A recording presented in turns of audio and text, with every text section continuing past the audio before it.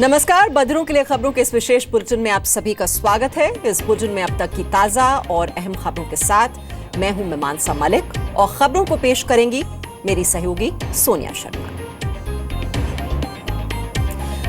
और शुरुआत करें इस वक्त की बड़ी खबर के साथ। यूपी में समाजवादी पार्टी के बाहुबली नेता अतीक अहमद को गिरफ्तार कर लिया गया है। इलाहाबाद पुलिस ने अतीक अहमद को गिरफ्तार किया है। यूनिवर्सिटी में मारपीट के मामले में दरअसल ये गिरफ्तारी हुई है। समाजवादी पार्टी के बाहुबली नेता हैं अतीक अहमद। आपको याद होगा कुछ दिन पहले ये सीसीटीवी फुटेज भी दिखाई थी। वो एक इंस्टीट्यूट में, एक शिक्षण संस्थान में घुसे थे और वहां पर उन्होंने मारपीट की थी और इसी मामले में अब अतीक अहमद को गिरफ्तार किया गया है। और जानकारी के लिए इस वक्त हम रुक करेंगे। हमारे सहयोगी विशाल पांडे हमारे साथ जुड़ चुके हैं। विशाल, क्या डिटेल्स हैं? शिकायत तो काफी पहले दर्ज हुई थी, तो आज गिरफ्तारी हुई? बिल्कुल, अतीक अहमद को आज इलाहाबाद पुलिस ने गिरफ्तार कर लिया है क्योंकि इलाहाबाद यूनिवर्सिटी में कुछ दिनों पहले अपने गुर्गों के साथ में अतीक अहमद पहुंचे हुए थे, जहां पर एक वीडियो फुटेज सीसीटीवी सामने आया था जिसमें वो मारपीट करते हुए दिखाई पड़े थे, धमका रहे थे एक एडमिशन को लेकर। तो उसी मामले में इलाहाबाद पुलिस ने आज अतीक अहमद को गिरफ्तार किया है। पिछले कई दिनों से इस मामले पर जांच चल रही थी और उसी जांच के आधार पर आज इलाहाबाद पुलिस ने अतीक अहमद को गिरफ्तार किया है। और फिलहाल अतीक अहमद समाजवादी पार्टी में ही है। हालांकि अखिलेश यादव ने उनका टिकट काट दिया था, उन्हें कानपुर कैंट से टिकट दिया था। शिवपाल यादव जो प्रदेश अध्यक्ष थे, और अब इलाहाबाद पुलिस ने अतीक अहमद को गिरफ्तार किया है। जी, और अभी पहले चरण की वोटिंग भी चल रही है और लगातार एक तरह से नरेंद्र मोदी की तरफ से निशाना साधा जा रहा है अखिलेश सरकार पर कि जो वहां पर गुंडा तत्व हैं उनको बढ़ावा दिया जा रहा है। ऐसे में ये जो पूरा सियासी घटनाक्रम चल रहा है उस पर किस तरह का असर पड़ेगा इसका? देखिए, दो चीजें इसमें समझनी बहुत जरूरी होगी। अखिलेश यादव एक जो अपनी क्लीन छवि को लेकर आगे चल रहे थे, तो उसमें अतीक अहमद की इस वक्त की गिरफ्तारी ये एक अखिलेश के अनुकूल माना जा सकता है। और दूसरी तरफ ये कहा जा सकता है कि जब पहले चरण की वोटिंग चल रही है और खासतौर पे मुस्लिम वोटों पर फोकस है सपा कांग्रेस गठबंधन का, और उस वक्त अतीक अहमद की गिरफ्तारी, तो उसके एक दूसरे मायने भी निकाले जा सकते हैं। लेकिन तो इस तरह के सियासी घटनाक्रम पर भी काफी असर पड़ सकता है आज जो गिरफ्तारी अतीक अहमद की हुई है। जी, पार्टी की ओर से अभी तक कोई आधिकारिक प्रतिक्रिया? फिलहाल अभी किसी की तरफ से कोई आधिकारिक प्रतिक्रिया अतीक अहमद की गिरफ्तारी पर नहीं आई है। और हमारे साथ में यूपी बीजेपी के अध्यक्ष केशव प्रसाद मौर्य हैं, हम उनकी प्रतिक्रिया जरूर लेते हैं। केशव जी, अतीक अहमद को गिरफ्तार किया गया है इलाहाबाद पुलिस में, आपकी क्या प्रतिक्रिया है?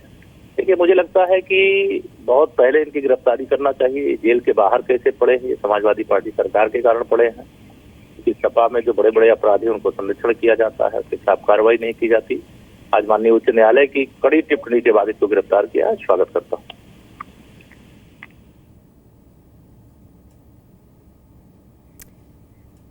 जी विशाल, हमने इनकी तो प्रतिक्रिया सुनी, लेकिन एसपी की ओर से अभी तक कोई प्रतिक्रिया नहीं आई है। और जो दर्शक अभी अभी हमारे साथ जुड़े हैं, एक बार फिर से हम बता दें, अतीक अहमद को गिरफ्तार कर लिया गया है। ये सीसीटीवी फुटेज लगातार हम जी न्यूज पर आपको पहले भी दिखा चुके हैं, किस तरह से एक शिक्षण संस्थान में पहुंचे थे अतीक अहमद अपने कुछ साथियों के साथ और वहां पर उन्होंने मारपीट की थी। हालांकि एफआईआर तो उनके खिलाफ दर्ज हो गई थी, लेकिन अब कई दिनों के बाद इस मामले में अब उनको गिरफ्तार कर लिया गया है। अभी पहले चरण की वोटिंग यूपी में हो रही है और लगातार आपराधिक तत्वों को शरण देते हैं अखिलेश सरकार, इस तरह के आरोप सरकार पर लग रहे हैं। और उस सब के बीच ये गिरफ्तारी अतीक अहमद की, इलाहाबाद पुलिस ने अतीक अहमद को गिरफ्तार किया है।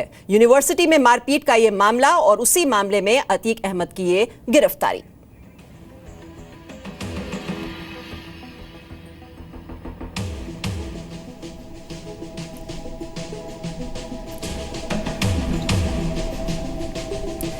तो वक्त है 3:30 बजे का और ये वक्त होता है बधिरों के लिए समाचार का। और जो शुरुआत है आज हम कर रहे हैं पीएम मोदी ने यूपी में जो रैली हुई बदायूं में, उसकी सबसे पहले। और उसमें क्या क्या हुआ वो आपको बता दें। उन्होंने कहा कि देश के सबसे ज्यादा पिछड़े 100 जिलों में एक बदायूं है, समाजवादी पार्टी को अपने काम का हिसाब देना चाहिए। यूपी में 1500 गांव ऐसे थे जहां बिजली नहीं थी, 500 गांवों में हमने बिजली पहुंचाई। जनता अखिलेश यादव से सवाल पूछती है, अच्छे दिन कब आएंगे?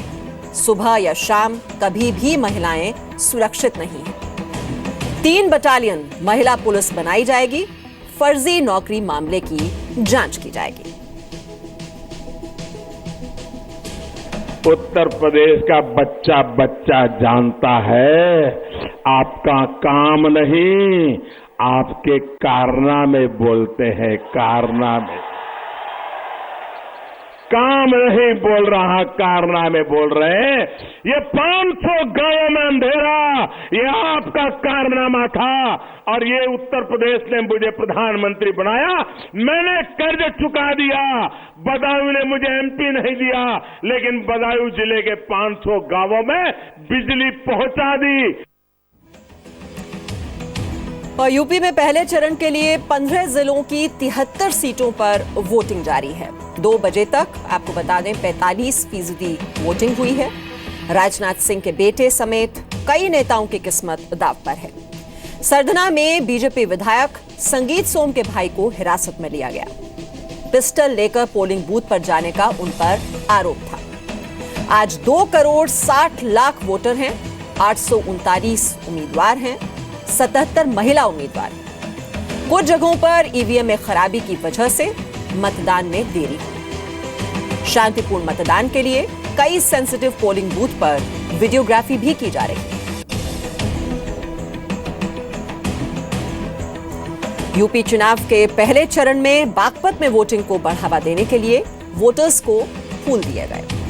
गाजियाबाद में एक बुजुर्ग महिला व्हील चेयर पर वोट देने गई। बुलंदशहर में 90 साल के बुजुर्ग भी वोट डालने मतदान केंद्र तक पहुंचे।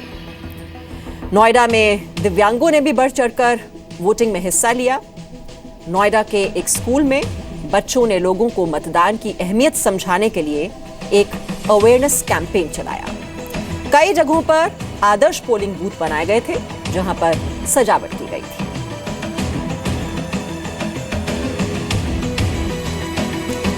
लखनऊ में अखिलेश यादव और राहुल गांधी ने साझा प्रेस कॉन्फ्रेंस की। 10 पॉइंट का एजेंडा पेश किया गया। प्रगति के 10 कदम इसको नाम दिया गया। 10 लाख दलितों को मुफ्त घर, 6 शहरों में मेट्रो, युवाओं को मुफ्त स्मार्टफोन का वादा किया गया है। अखिलेश ने कहा कि गठबंधन से बीजेपी डर गई है। पीएम सिर्फ अपने मन की बात करते हैं, काम की बात नहीं करते। वहीं राहुल ने कहा कि पीएम मोदी को बाथरूम में झांकना अच्छा लगता है। मोदी सरकार हर मुद्दे पर फेल रही है। 2.5 साल से किसी मुद्दे पर जवाब नहीं दिया। नरेंद्र मोदी जी ने पिछले 2.5 साल में इस प्रदेश के लिए क्या किया? रोजगार दिलवाया? नहीं। किसानों की मदद की? नहीं।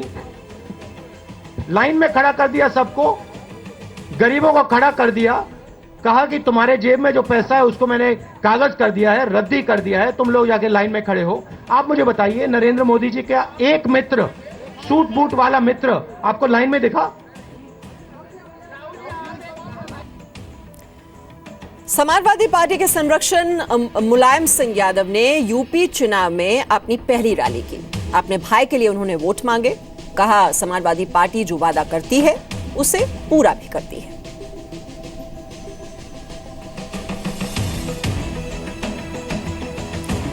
और उधर एआईएडीएम के महासचिव शशि कला ने गवर्नर से मिलने का वक्त मांगा है।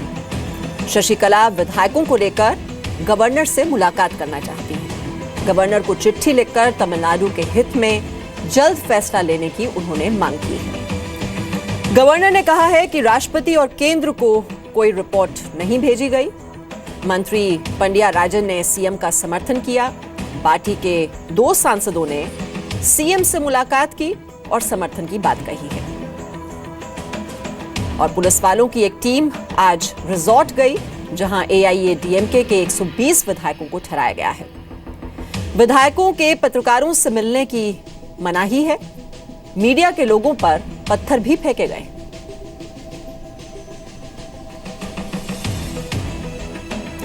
अब रुख करेंगे बिहार का, जहां बीएसएससी पेपर लीक मामले में गिरफ्तार 4 छात्रों को रिमांड पर लिया गया। चारों छात्र अलग अलग एग्जाम सेंटर से पकड़े गए थे।